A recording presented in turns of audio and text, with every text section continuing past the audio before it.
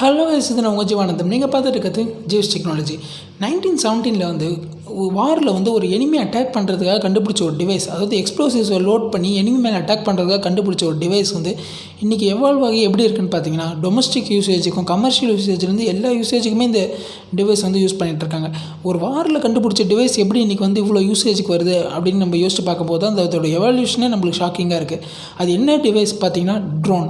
S, 1917 வந்து வாரில் வந்து எனிமி அட்டாக் பண்ணி, அதாவது எக்ஸ்ப்ளோசிவ்ஸை லோட் பண்ணி 80 kgs ஆஃப் எக்ஸ்ப்ளோசிவ் லோட் பண்ணி எனிமி மேலே அட்டாக் பண்ணுறதுக்காக கண்டுபிடிச்ச ஒரு டிவைஸ் தான் இந்த ட்ரோன்ஸ். இது இன்றைக்கி இந்த ட்ரோன் பார்த்திங்கன்னா உங்களுக்கே தெரியும், டொமஸ்டிக் ஃபோட்டோகிராஃபர்ஸ் வந்து ஃபோட்டோகிராஃபிக்கும் ஈவன் வந்து இப்போ நேஷ்னல் செக்யூரிட்டிக்காக கண்ட்ரியை வந்து அதை ட்ரோன் யூஸ் பண்ணுறாங்க செக்யூரிட்டிக்காக. Even space organisation, space scientist வந்து ட்ரோன்ஸ் வந்து அதர் பிளானட்ஸுக்கு சென்ட் பண்ணி அந்த அதர் பிளானட்ஸை எக்ஸ்ப்ளோர் பண்ணுறதுக்கு யூஸ் பண்ணுறாங்க. இப்போ நீங்கள் நியூஸ் பார்த்துருந்தா தெரிஞ்சிருக்கும், ரீசெண்டாக இன்ஜெனிட்டி வந்து ஸ்பேஸ் ட்ரோனை வந்து மார்ஸுக்கு சென்ட் பண்ணி சக்ஸஸ்ஃபுல்லாக ஃப்ளைட் டெஸ்ட்டும் பண்ணிட்டாங்க. ஸோ இன்றைக்கி நம்ம வீடியோவில் என்ன பார்க்க போகிறோம்னா, இந்த ஸ்பேஸ் ட்ரோன்ஸோட ஃப்யூச்சர் எப்படி இருக்க போகுது, ஸ்பேஸ் ட்ரோன்ஸ் ஃப்யூச்சரில் என்னென்ன அட்வான்ஸ்மெண்ட் வரப்போகுது, அது இல்லாமல் இந்த ஸ்பேஸ் ட்ரோன்ஸ் வந்து ஹியூமனிட்டி எந்த லெவலுக்கு அடுத்த லெவலுக்கு எப்படி கொண்டு போகும் அப்படின்றத இந்த வீடியோவில் பார்க்க போகிறோம். ஸோ வீடியோ பொறுத்தமாக மறக்காமல் subscribe and bell icon click பண்ணிடுங்க. அப்போ தானே போடுற ஒவ்வொரு வீடியோஸ் உங்களை தேடி வரும். ஸோ வாங்க வீடியோக்குள்ளே போகலாம்.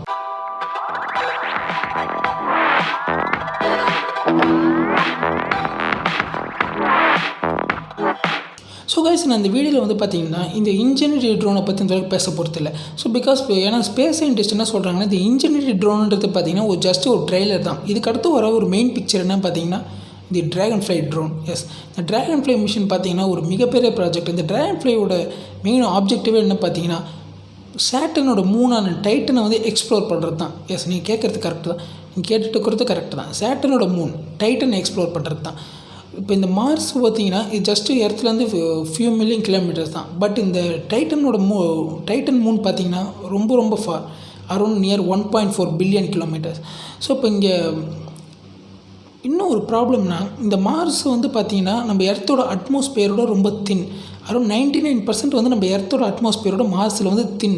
ஸோ தட் அங்கே வந்து இப்போ இந்த இன்ஜினியரிட்டி ட்ரோன் வந்து பார்த்திங்கன்னா 2400 RPM வந்து அது ஒரு ரோட்டார் வந்து சுற்றினா தான் அந்த ட்ரோனோட ஆப்ரேட்டே பண்ண முடியும்.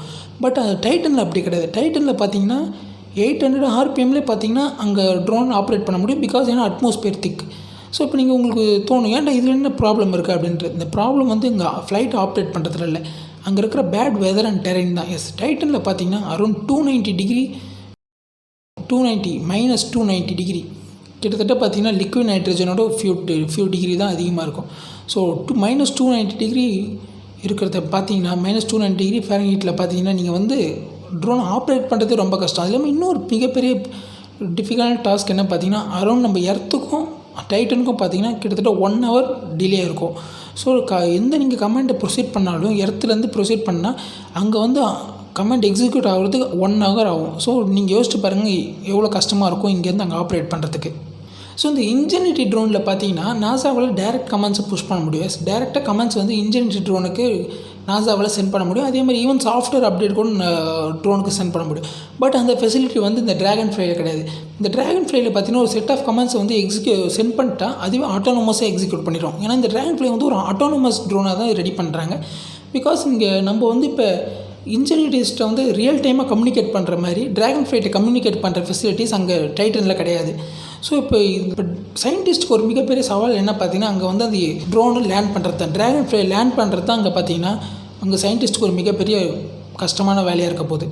பிகாஸ் அங்கே டைட்டனோட டெரைன் சர்ஃபேஸை பற்றின ஒரு ப்ராப்பர் இன்ஃபர்மேஷன் இல்லைன்றதால, பிகாஸ் ஒரு லிமிட்டட் டேட்டாஸ் தான் இருக்குது. ஏன்னா 2005 கெசினி ஸ்பேஸ் கிராஃப்ட் கேரி பண்ணிட்டு போன ஹைகன்ஸ் ப்ரோப்லேருந்து வந்த ஒரு ஃபியூ இமேஜஸை வச்சு தான் இப்போ வந்து சயின்டிஸ்ட் வந்து அங்கே இருக்கிற டெரைன்ஸ்க்கு ஏற்ற மாதிரி இந்த Dragonfly ட்ரோன் வந்து ரெடி பண்ணிட்டுருக்காங்க.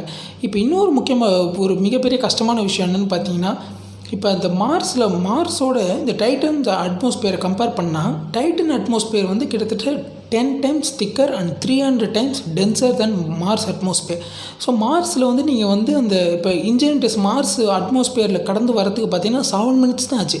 பட் இதே வந்து டைட்டனில் பார்த்தீங்கன்னா 2.5 hours ஆகும். ஸோ எஸ், நீங்கள் கேட்குறது கரெக்டு தான், கேட்டுட்டு இருக்கிறது 2.5 hours ஆகும் அந்த அட்மாஸ்பியரை தாண்டி உள்ளே வரத்துக்கே அந்த Dragonflyக்கு. பிகாஸ் அவ்வளோ திக்காக இருக்கும் டைட்டனோட அட்மாஸ்பியர்.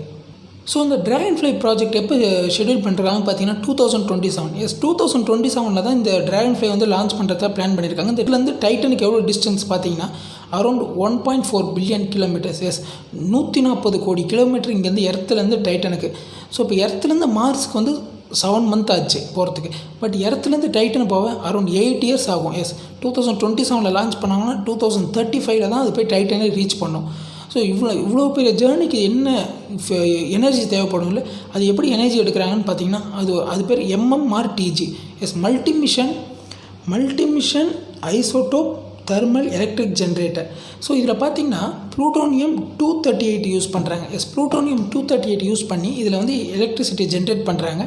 ஸோ ப்ளூட்டோனியம் 238 யூஸ் பண்ணுறதால எலக்ட்ரிசிட்டி ஜென்ரேஷன் ஆகிறது இல்லாமல் அதில் வர ஹீட் இருக்கிறதால அந்த டைட்டன் நான் சொன்னால எக்ஸ்ட்ரீம் கோல்டு இருக்கும்.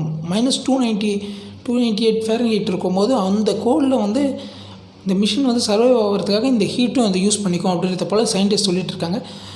ஸோ இப்போ அடுத்த இந்த ஸ்பேஸ் ட்ரோனில் இருக்கிற ப்ராஜெக்டில் பார்த்திங்கன்னா இருக்கிற மெயினான ப்ராஜெக்ட் வந்து இந்த ட்ராகன்ஃப்ளை ப்ராஜெக்ட் தான். ஸோ இப்போ இந்த சயின்டிஸ்ட்லாம் என்ன சொல்கிறாங்க பார்த்தீங்கன்னா ஆல்ரெடி இன்ஜினியரிட்டி வந்து சக்ஸஸ் ஆகிடுச்சு. இப்போ இந்த ட்ராகன்ஃப்ளை சக்ஸஸ் ஆகிடுச்சுன்னா இது ரெண்டு தான் ஒரு ஸ்டார்டிங் பாயிண்ட்டாக இருக்க போது இந்த ஸ்பேஸ் ட்ரோனோட எக்ஸ்ப்ளோரேஷனில். இது ரெண்டும் சக்ஸஸ் ஆகிடுச்சுன்னா அடுத்தடுத்து இந்த ஹியூமனிட்டி அடுத்த லெவல் கொண்டு போகிற ட்ரோன்ஸ்லாம் அவங்க பிளான் பண்ணிகிட்டு இருக்கதா சொல்கிறாங்க. அடுத்தடுத்து வேறு பிளானட்ஸ்க்குலாம் அந்த ட்ரோனை சென்ட் பண்ணி அது எக்ஸ்ப்ளோரேஷன் பண்ணுறதுக்காக சொல்லிட்டு இருக்காங்க. ஸோ அவ்வளோதான் இன்றைக்கி வீடியோ முடிஞ்சது. ஸோ வீடியோ பிடிச்சிருந்தா மறக்காமல் லைக் பண்ணி கமெண்ட் பண்ணுங்கள். ஸோ உங்கள் ஃப்ரெண்ட்ஸுக்கும் ஷேர் பண்ணுங்கள். நாளைக்கு இன்னொரு வீடியோவில் பார்க்குற வரைக்கும் it's me Jeevan signing off. Take care. By.